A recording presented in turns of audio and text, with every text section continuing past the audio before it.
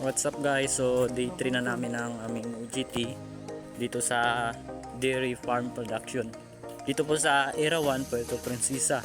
So guys, kasulukuyan kami naglalakad ngayon. Papunta naman kami ng free range or sa manukan ng nakakasama po sa bilong siya sa dairy production. So mayroon din silang organic na pig which na native dito po yan. Native yan dyan. So yan po si Justin. I-follow niyo po siya, yung pangalan niya. Ano ang pangalan mo? Jerwin Vlogs po, Jerwin Vlogs. Si Jerwin Vlogs po. I-follow niyo lang po sa Facebook. So Kailangan natin ipang-ulam mamaya. Wala na kaming budget dito eh. So daanan natin ngayon dito is medyo mahirap lang, kaya kung magpunta kayo dito dapat nakabuta kayo. Okay lang kahit naka sapatos. So dadaan natin dito is tatlong sapa. Sapa in English is sepa. Ito po yung daanan namin dito. Medyo matubig lang po. Ingat-ingat lang po kung punta kayo. Pala to guys. Yan po. Silbing tulay namin. Ito po yung araw-araw na aming dinadaanan. Maputik siya. Matubig. Pero malinaw. Pwede kang maligo dito. Mag-picnic. Kahit anong gusto nyong gawin. So, malapad po ito yung lupa ng sakop ng Dairy Farm Production Development. Ang sukat nito is mula doon hanggang doon. Ganyan pa kalawak. So, and guys, kung saan nakikita nyo yung mga bahay na yun na yung bahay ng mga manok or mga ano nga yun pa rin tawag doon Ano pa? sa manok na yun? Manok na. Rhode Island. Ay, Rhode Island. Rhode Island guys. Ano ba? Rhode Rhode Island? Islands. So, Rhode Islands. Rhode Islands. So guys, ito yung last na tatawirin namin. Isa siyang napakahabang ilog na kung tawagin ay Long River. Yan guys. Ang sukat po niyan is mula doon hanggang doon. Yan guys. Tingnan niyo naman guys ang tanawin. Napakagandang tanawin dito guys. Para ka lang nasa bukid. Kung yung mapansin yan. At may isang sumulpot na kalabaw. Ay, ito yung pinagkukunan nila ng tubig dito. Malinis to guys. Malinis yan siya. So ang gamit yan is electric pump. Ito po. I-open lang po natin to. At yan po, andar na po siya. Diretso na po yan siya doon sa kubo na yun. So guys, ito guys yung free range chicken. Nakaabdating na po tayo. Ganun po siya kahaba hanggang dito. Tapos meron po yan doon guys. So papasok tayo guys. Tingnan natin dito yung mga sisiw. Nakapakarami nito guys. Ayan, marami po siya, more than 100. Dito guys, meron pa yung siya dito. So, buksan natin. Ayan. Meron po yun siyang mga halong native at Rhode Island. Ikutin pa natin guys, marami pa yan dito. Meron dito. Yan. Yan guys. So, yan guys, napakaganda dito sa Dairy Farm Erawan. So hindi lang baka, mayroon silang manok. Ito, mayroon din po siyan.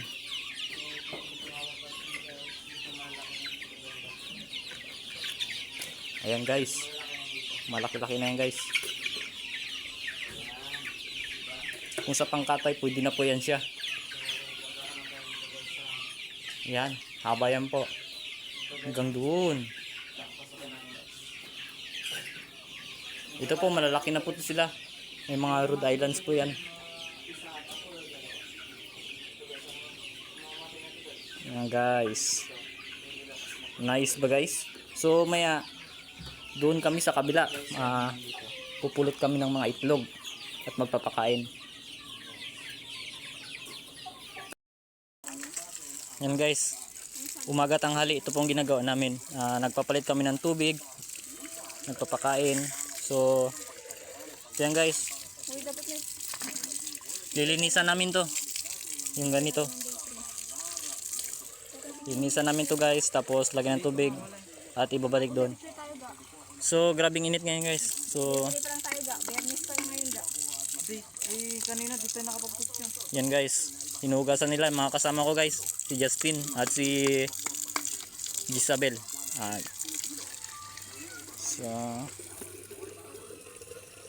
maya guys, ikutin natin doon. Titingnan natin, kukuha tayo ng itlog. Marami pa yan guys, doon. Sa malayo na yun. At saka dyan.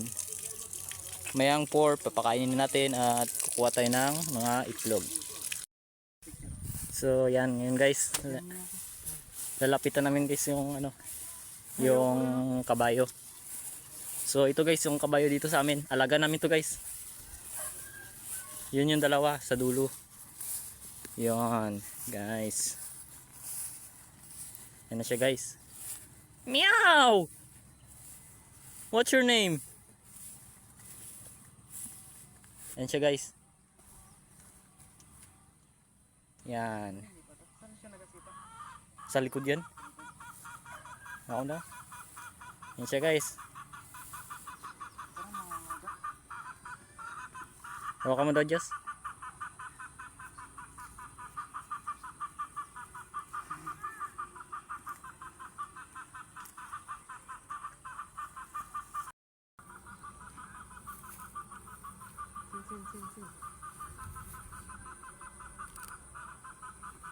Yan siya guys.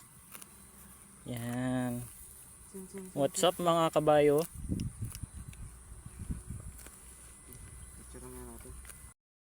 So yun guys, ito guys yung pagkain. Magpapakain po kami ngayon ng mga manok.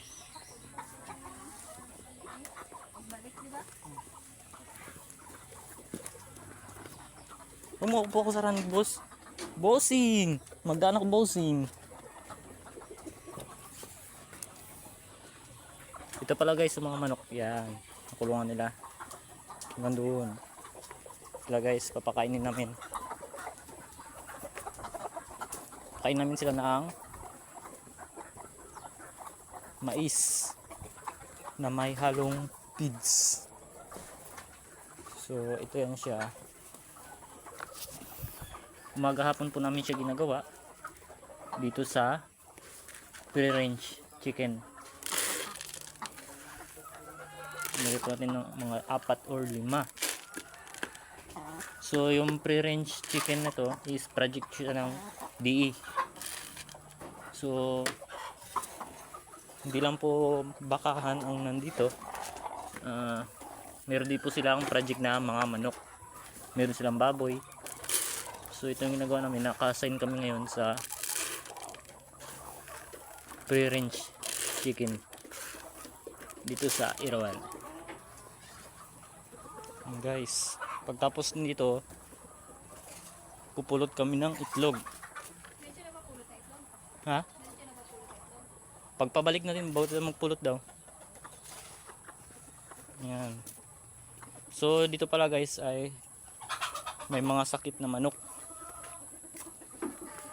Yan, papakainin po natin sila din.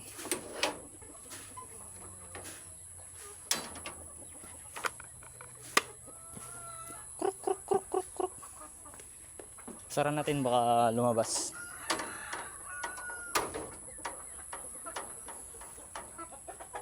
Sila guys, may mga sakit to sila guys. Sana makasurvive sila. Yan So lagyan natin mga konti lang.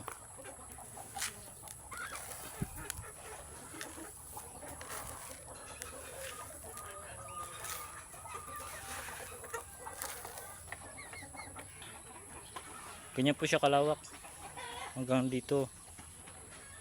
Maraming manok po yan. Sunod, papasok po tayo dito. Dito po marami din po. So yan. Tara guys, pasok tayo.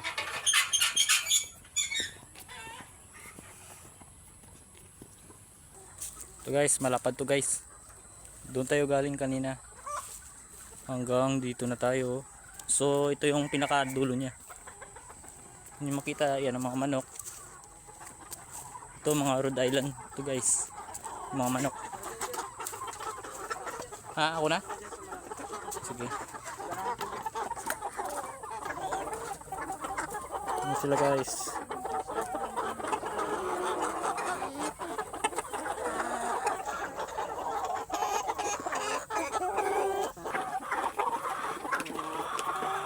Ayan guys, ang sisiban nila kumain. Lalakas guys. Lagyan natin.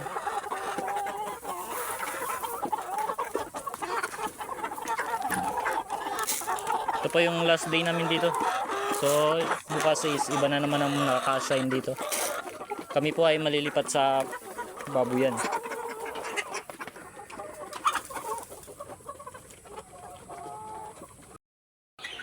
So guys, ito guys, nakuha namin itlog guys, marami. Marami ito siya guys. Ilagay ito sa tray para malista na maya kung ilang piraso ba talaga ngayong araw.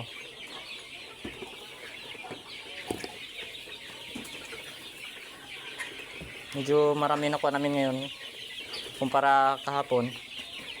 Kahapon ilang nakuha natin? 16 na ata? 16 guys nakuha namin kapag.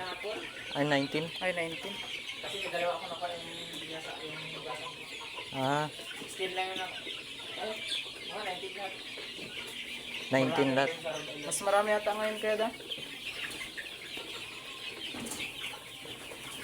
Ito may naano na dugo. Ano sa lang yun? Ha? 1, 2, 3, 4, 5, 6 12 18 19, 20, 21, 2, 3 23 23 lahat. kasi 6 to eh. 13. 6 plus 6, 12 plus 6, 7 12, 13, 14, 15, 16, 17, 18, 19, 20, 21, 22, 23. Ano yung kuya? Ay, yung... Ito siya kuya, Rhode Island. Oo. Bet yung iba ibang kulay. Kanyan yung mga bago pang ano, mga dumalaga na. Ito yung mga medyo nauna na nag-itlog. Ito mga nanghuli pa nito, maliliit pa lang. Ah, mga bagong itlog. Wala Kawalan na maliliit pa siya. Pero katagalan yan, mag-ano na rin siya, mag-brown. makulay brown na rin.